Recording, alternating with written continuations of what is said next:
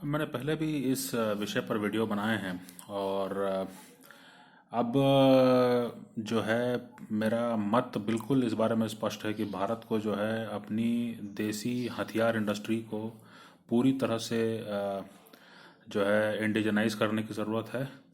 और हमें ऐसे देशों से सहयोग करना चाहिए जैसे इसराइल है। इसराइल वैसे भी जो है उसने हमेशा भारत की मदद की है, लेकिन इसराइल से ज़्यादा इस मामले में सहयोग करने का एक फ़ायदा ये भी है कि इजरायली टेक्नोलॉजी जो है उसको अपनी टेक्नोलॉजी पर रिसर्च करने या और ज़्यादा बेहतर बनाने के लिए उसको तो पैसा मिलेंगे अगर भारत में वो बेच पाता है तो। लेकिन जो प्रोडक्शन लाइन भारत में लगेगी तो भारत के सामने ये दुविधा नहीं होगी कि जो है कहीं बाहर से हम अपने हथियार ला रहे हैं तो कभी कोई पाबंदी उसे बाधित कर दे। इससे हम कम से कम मुक्त होंगे। दूसरी बात ये भी है कि जिस तरह से टेक्नोलॉजी लगातार अपग्रेड हो रही है और एडवांस हो रही है, उससे ये भी है कि जो है कंपैटिबिलिटी इश्यूज जो हैं, आप एक हथियार किसी और से खरीदें, दूसरा हथियार किसी और से खरीदें, आपस में वो कंपैटिबल ना हो तो ये बहुत तकलीफ़ की बात हो जाती है। और दूसरी बात ये भी है कि स्पेयर्स के लिए जो है आपको फिर इधर उधर भटकना पड़ेगा। मेंटेनेंस, अपकीप, अपग्रेडेशन, हर चीज़ के लिए आपको दूसरे का मुंह ताकने की ज़रूरत पड़ेगी।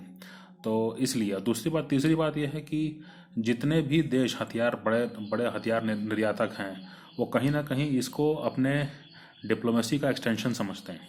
मतलब ये कि जो है वो हथियार निर्यातक देश जो हैं,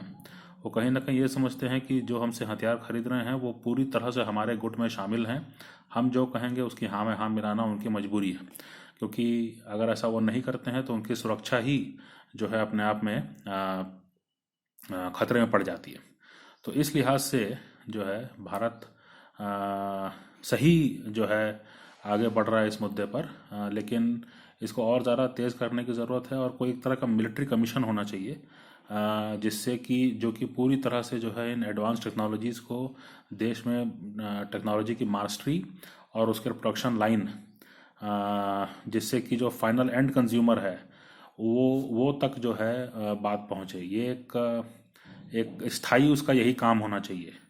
और ये बहुत ज़रूरी इसलिए भी है भारत जैसे देश में, क्योंकि भारत एक लोकतंत्र है। तो कई बार होता यह है कि डोमेस्टिक पॉलिटिक्स हो गई, चाहे कोई एक्सटर्नल ऐसी ऐसी बातें हो गई, कोई फिनोमेनन हो गया जिसके चलते हम जो पॉलिटिक्स है वो डाइवर्ट हो जाती है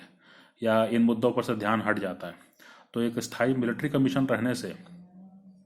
जिसका टोटल मैंडेट यही होगा कि सबसे एडवांस टेक्नोलॉजीज दुनिया भर में हैं, वो भारत में उसकी मास्टरी होना और उस टेक्नोलॉजी की पूरी समझ, उस पर उसकी पकड़, और उसके साथ साथ जो है कहीं ना कहीं कोई प्रोडक्शन लाइन या कोई जॉइंट प्रोडक्शन की बात जो है वो भारत के पक्ष में होनी चाहिए। इस चीज़ के लिए मिलिट्री कमीशन हमेशा तैयार रहे। और जो मिलिट्री स्ट्रेटजिस्ट हैं, जो कि पुराने जो कमांडर्स रह चुके हैं, जो वॉर वेटरन्स हैं, जो सेना में काम कर चुके लोग हैं, उन सभी को भी ये अधिकार होना चाहिए कि वो इस कमीशन से जो हैं अपने सुझाव दे सकें और उनके सवालों का जो है सार्वजनिक रूप से जितना जवाब दिया जा सकता है उतना ज़रूर देना चाहिए। किसी न किसी तरह से अकाउंटेबल बनाया जाना चाहिए और ये सुनिश्चित किया जाना चाहिए कि भारत जो है